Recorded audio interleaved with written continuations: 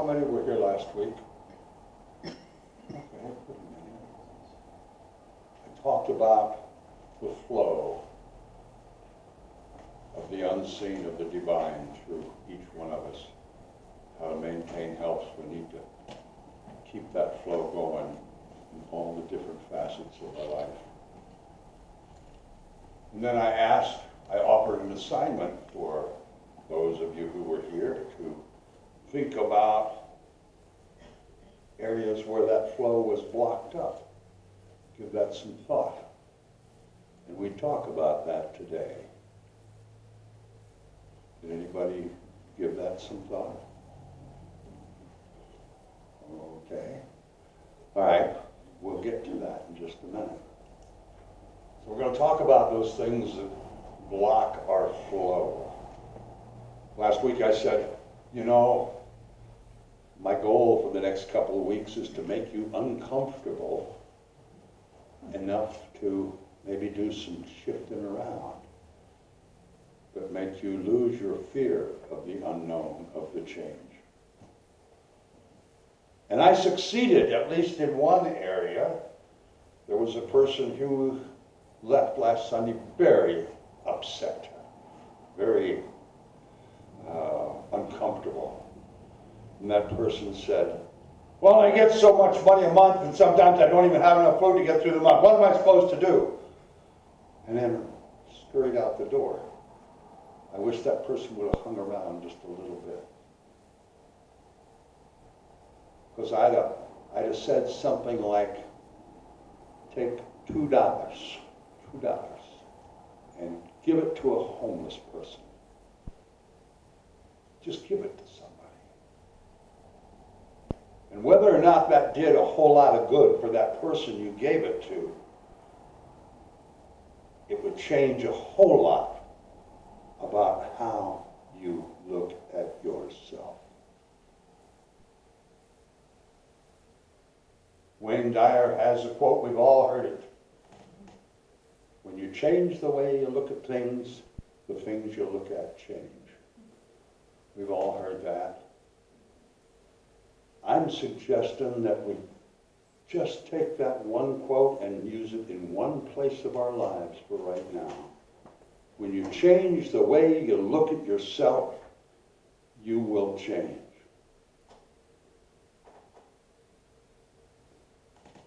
Because I am under the belief and opinion that the thing that blocks the flow of all of the divine gifts that we are born to have flow through us every moment of our lives, the biggest blockage to that is not the government, it's not your job, it's not your crabby neighbor or your in-laws, it's that mass that exists right between our ears. It's the way we look at ourselves, the way we think about ourselves, our opinions and beliefs. And most of us, those start and are skewed by our self-opinion. How we look at ourselves. Well, I've always been broke. Yep. Henry Ford said, doesn't make any difference if you think you are or you aren't, you're right either way. There again, it's what you think of yourself. And if you're poor, and if you're broke, and you believe it, you're going to stay that way the rest of your life. And it has nothing to do with how much money you have come into your life or goes out. It has to do with how you perceive it.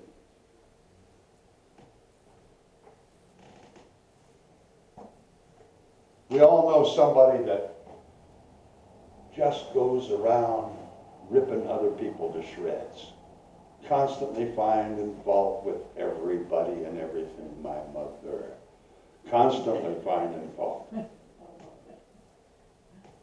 Well, I'll tell you what,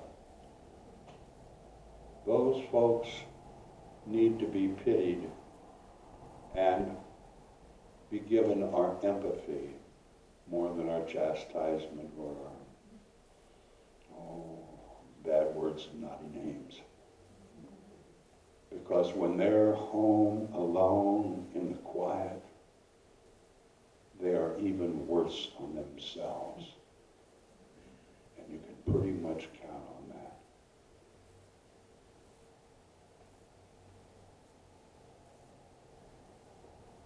We are all our own worst enemy, for sure. But we don't have to be.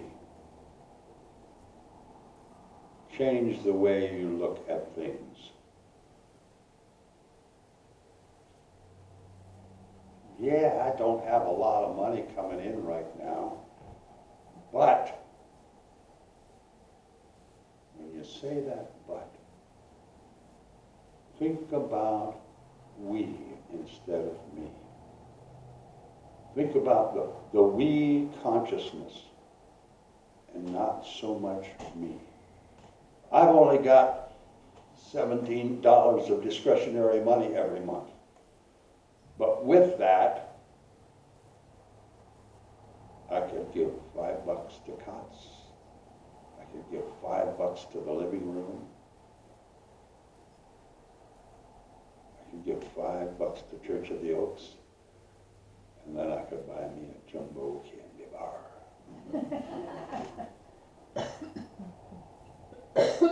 And that $17 isn't going to change anyone's life except yours.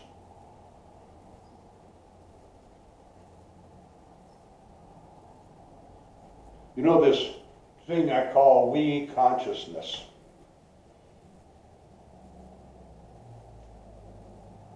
I wonder, are we really capable of having that? We work real hard to gather up jackets, and gloves, and socks and underwear, gift cards. And that's a very sweet and loving thing to do. And that allows that flow of generosity, that flow of compassion and love to flow through us for the good of the whole. But when we really stop and look at the we consciousness, that we has to include everyone. That guy that complains and harps and screams at you. The Donald.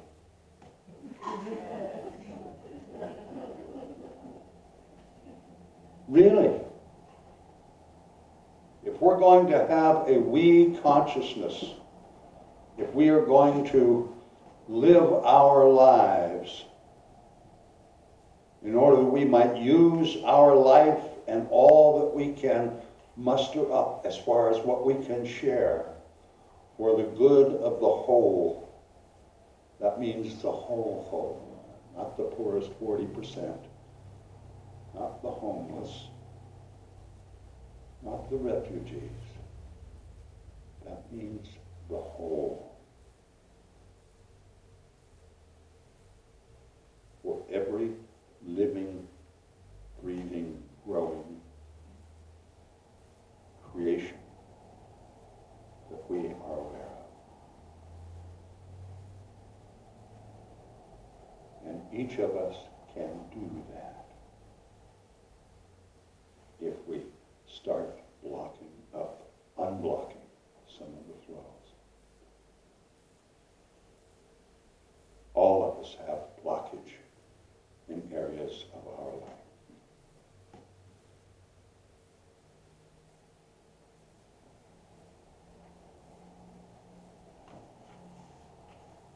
Everyone. All the people. I was watching a documentary with some friends the other night. It was about the reefs. And the ones they're dying, they did an interesting thing. They recorded the sound. I didn't know reefs made a sound, but they recorded sounds in the happy, healthy reefs. They amplified it and dropped speakers down, underwater speakers, to the unhealthy reefs, and they started playing it, and the reef started growing and new life. It was amazing. While watching this documentary, I had people diving in the speaker, and one of the ladies there said, "Why is it those divers always fall backwards when they go in the water?" And her husband said, "Well, Stoopy, if they fell forwards, they'd just be falling in the boat." You know, I can't argue with that. But I can't help but think, what a different life both of those people might have had if they'd had a little more oxygen at birth. But everyone, all, the whole, that includes those folks.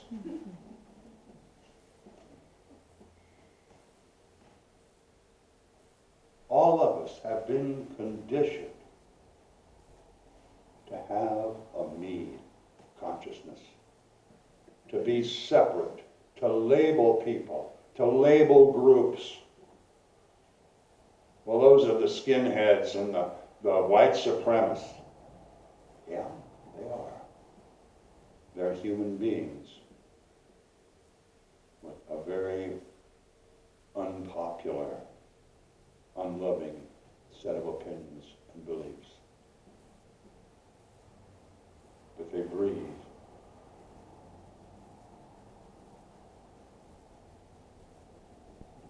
But they're drug addicts. Yes, they are. They have tried to escape the depressive landscape by alluding to drugs. And we have the ability, those of us right here, we have the ability to start losing some of those labels, to start unblocking that separatist attitude that blocks up our compassion,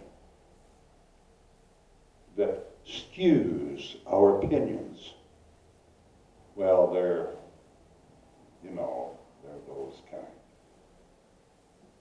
They're human beings, and when we separate them, we are blocking the flow of acceptance, of compassion, of understanding, of we, where it's just some of us.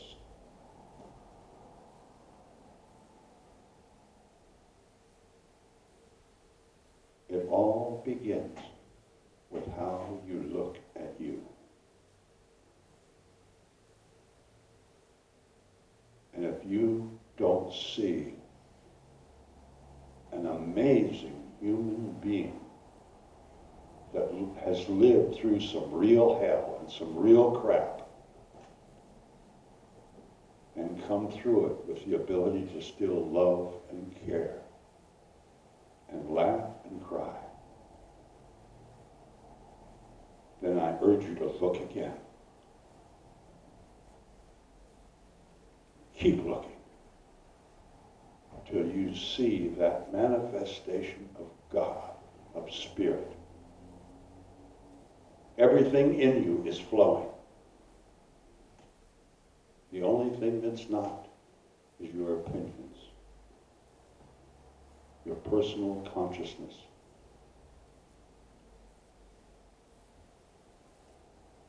So I'm going to ask the questions now.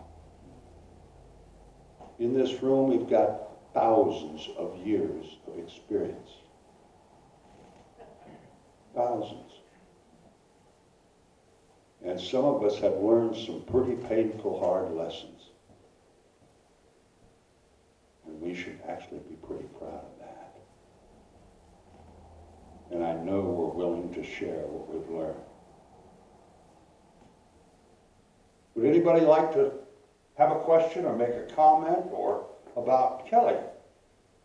As I listen and I agree, but how do you, when you accept, are you accepting hatred of and prejudice of other people? It's hard to accept. And to love them, you need to accept them. Does anybody have a comment about that?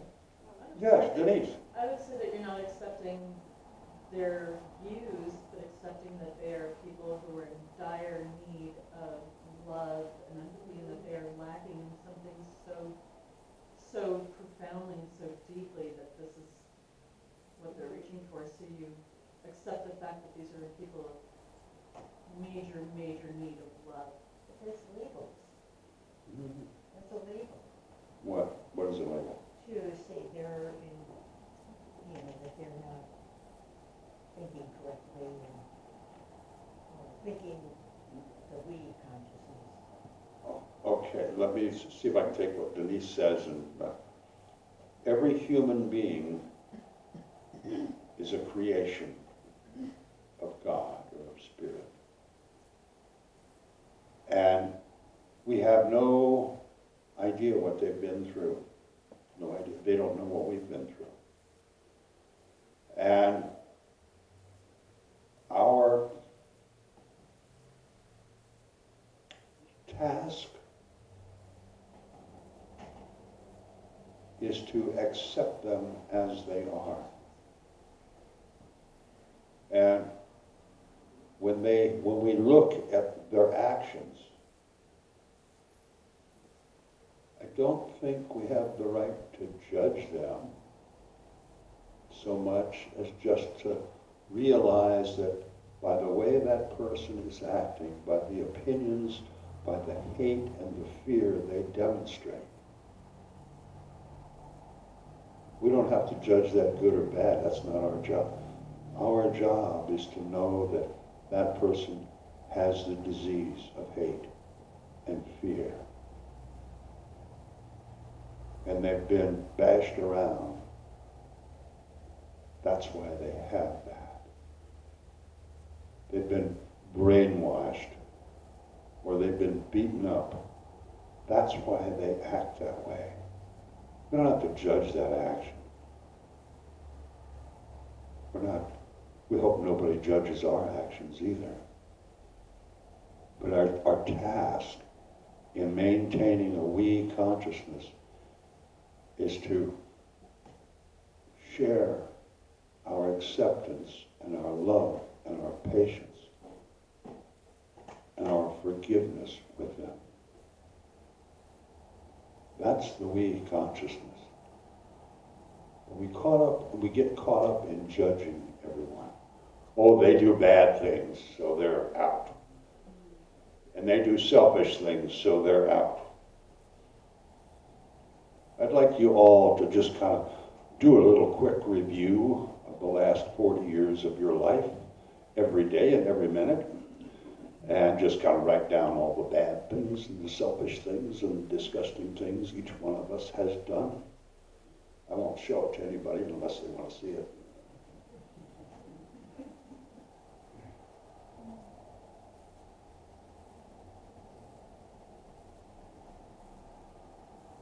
There are some hideous things that go on in our world. And most of them are caused by the disease of hatred or the disease of greed or the obscenity of fear. And those diseases are all alive and well. And they can become pandemic and wipe out our entire planet. They can. And the only cure that I'm aware of for hatred and fear and greed is love and forgiveness. That's the only thing. And will we be successful in wiping it out? I'm guessing probably not, because I think those are things that our species came into being to have as part of us. But I think part of the expectation for our species is to know and understand and realize that and transcend that.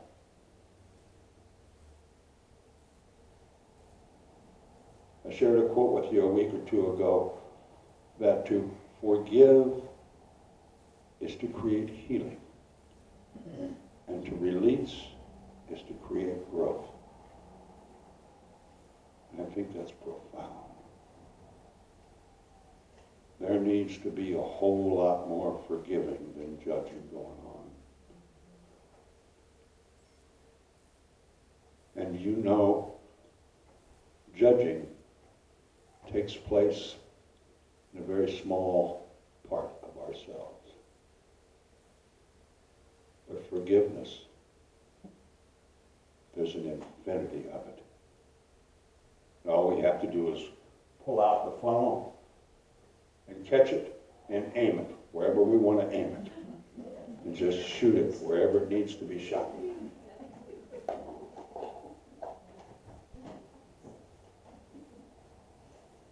Anyone else?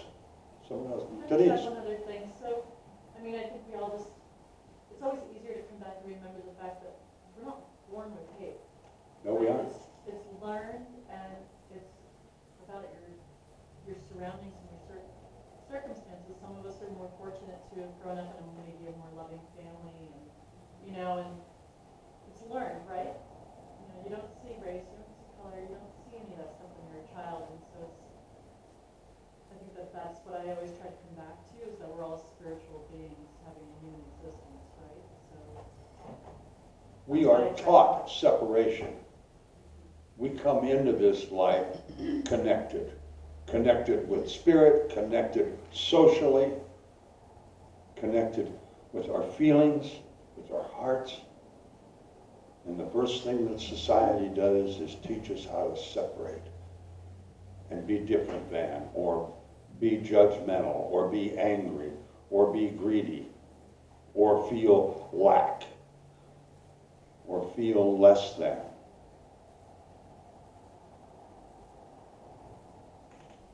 Yes? I found that when I find myself super irritated, bothered, triggered by a person, what I do in my thinking is look upon them as a priceless gift. Were it not for them being in my life or interacting with me in some way, even the Donald, right?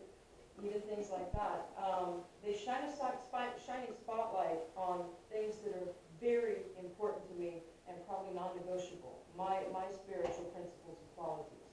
And what in receiving them as a gift, it moves me to a place of compassion for receiving them as another human being, not different, black, brown, other side of town, whatever their circumstance, they're another human being. And I can turn that, there's a saying, if you spot it, you got it. If it's super irritating, there's probably something about that in me, all right? And I need to look really, really hard on what there is in me, why that bothers me so very much. And for that other person, and that moves me a lot quicker to compassion. They may not be in a position to receive the love and compassion I have to offer them, but I can be a great deal more tolerant for where they are right now, and perhaps just reach out to them as a human being, with kindness and caring. Whatever you're going through, I can listen a little bit longer, because my head's constantly going, as many of us do, and all self-centered in my position in the world, what I got going on. But if I slow down long enough, they have a whole story that I might not have been able to hear, and I've been gifted to be able to receive from so many people their story, and more giving and more caring by having opportunities to do that. Exactly. As I hear that, I'm thinking, yeah, you got these stories and these people. If you really pay attention, I think there's two reasons for that. If you really pay attention, number one, my God, I thought my life was coming. And the other reason is, if this pain in the butt person or this challenging person comes into your life, maybe it's because you haven't learned to accept that yet, and you need to be challenged, and you'll continue to be challenged until you learn it and get it right.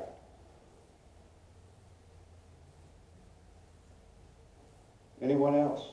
Yes, Kelly? I just wanted to comment, what makes it easier for me is to, your anonymous day, the Christ in me, honors the Christ in you, or the light in me, honors the, that is a little bit, flows easier for me to say, don't look at that part, just look at there, underneath all of that, there is a soul, there is a light. There is a soul, there is a light, there is a God-created being. That inside is no different than each one of us. There's blood going on, there's hair growing, there's blood pressure.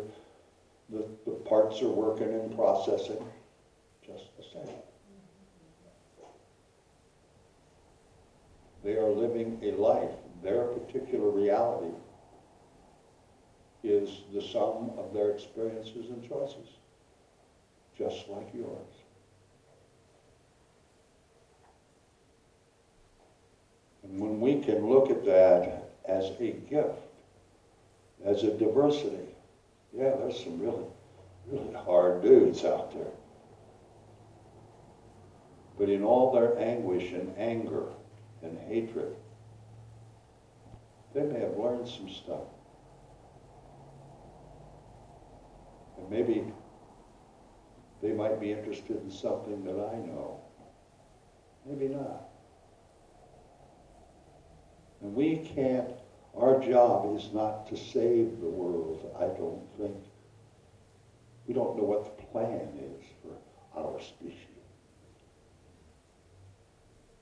But I think our job is to let the flow of spirit, of compassion, of acceptance, of divine wisdom and knowledge flow through us.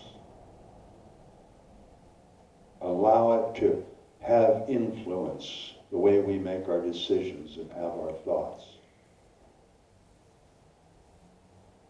That book we give to new members a lot, As a Man Thinketh, and they've modified it to As a Woman Thinketh too, because in 1919 they determined, Congress figured out that women can think too. But our lives are our mirror image of our thoughts. They are. And if the life you're living is unacceptable, what are you thinking? That's probably, maybe you should get some help. Maybe you should take a real close look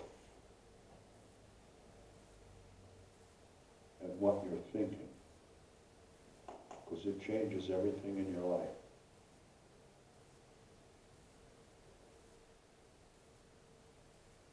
When you change the way you look at things, when you change the way you look at yourself, you will change.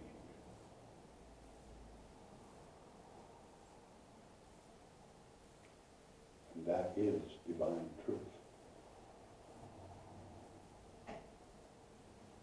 And like Sabrina was saying, when you find fault in somebody else, you got it. You got it, your own self. And you really don't want to look at it inside you. So you look for it in others. And that makes you feel like, well, I got it too, but not that bad.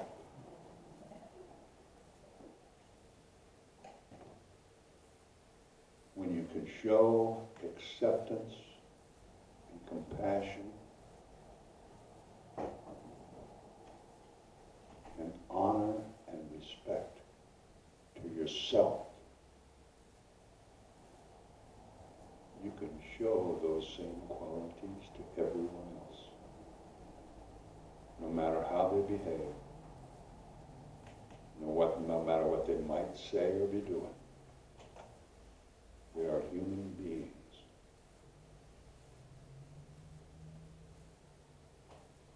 And you want a richer life? You want to enjoy life more? Take a look at yourself. Where are you blocked up? What causes you grief and anger, frustration? Really look at those. Maybe it's time to change how you feel about those things that give you anger and disgust and agitation, irritation.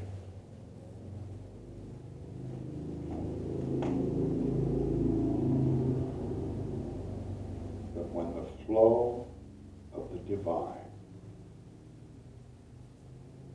comes through us, our lives are enriched, and the life experience of those around us becomes enriched as well, because of our influence, our energy that we put out and affect their lives with.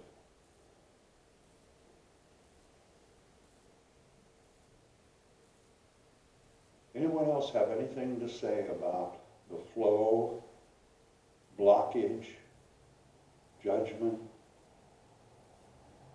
Question, Peter. I took this to myself. I didn't think of other people. And I looked at some decisions, commitments that I was slowing down and stalling to make.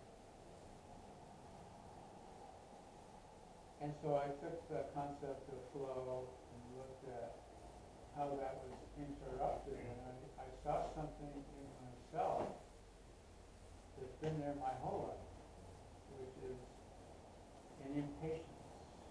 But it's not impatience to behavior, it's impatience to feel. There's a stress in here. And I decided to take a look at it. What is that? And that I could let that impatience be there without behavior and look at it that way. And I've been doing that all week. It's been very helpful. Feels better, doesn't it? Yes. You know, that impatience that you can't seem to like really rope and put somewhere. You just kind of leave it lit there and just let it be. But you don't allow it to affect the other choices and activities in your life. It was blocking my flow. Yeah. Instead of accepting it and inquiring as to what it's about. Thank you. Yes, Bill. Like everybody, experience conflict sometimes, before I do. I get it sometimes. Like this week, I had 3 days, just one after another. And someone taught me a long time ago that if I can remember to look at it this way, is instead of going, oh man, I want to deal with that, is to look at it as conflict opportunity. So to switch it around. And as soon as I do that now, I go into what is the learning experience here? How can I be of more service? How can I, align myself and practice these things that we're talking about? So I just wanted to share that. Thank you. Thank you. And it's just, that's a great point. Is it an obligation or an opportunity? They're both O words, but they're way different. Have a whole different cause and effect on our day-to-day lives. Well, thank you for speaking what you have on your minds and in your hearts. I think we should do this maybe a little more often. And all of us, I'm no different than each one of you. I get overwhelmed and I get angry and hateful and nasty. And sometimes I'll even sit in a parking lot with my reverse lights on for hours just to piss people up. It's just, but when we look at ourselves, each one of us is a creation of mystery, a creation of Spirit of God. And they've been studying just our bodies for thousands of years, and they still can't make one from scratch. They know a lot of things and will continue to know more. But when we look at ourselves and we show